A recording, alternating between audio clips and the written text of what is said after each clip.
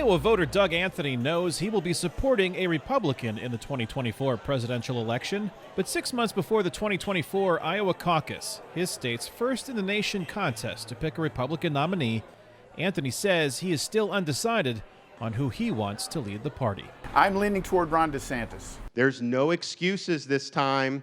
We must get the job done. I will get the job done. God bless you all.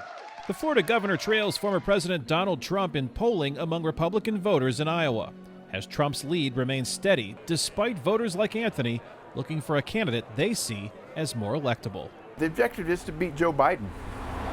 Do you think Donald Trump can do that this time?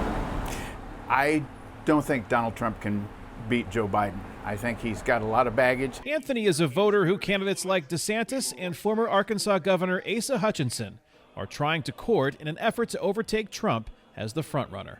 You will be voting in Iowa while multiple criminal cases are pending against former President Trump. Iowa has an opportunity to say, we as a party, we need a new direction for America and for the GOP. Hutchinson's comments came Friday night during the Iowa Republicans' Lincoln Dinner, where more than 800 voters assembled in a large ballroom in Des Moines to watch as 13 presidential candidates, including Trump, had 10 minutes to convince voters they were the best choice to win in 2024. Some, like former Texas Congressman Will Hurd, attacked the frontrunner. Donald Trump is running to stay out of prison.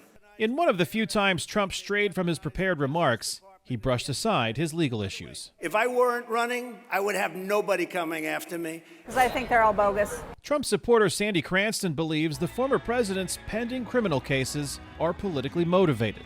But there is openings, yes. Cranston says Trump could lose her support ahead of the caucus If he didn't support pro-life, if he didn't support America first. The race seems to be frozen in amber. Tim Hagel is a political science professor at the University of Iowa.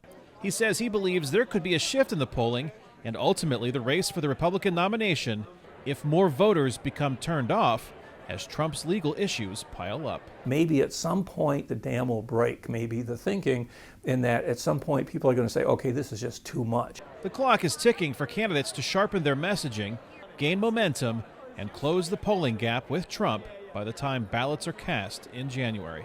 Trump lost the Iowa caucus in 2016, but eventually won the nomination and the presidency.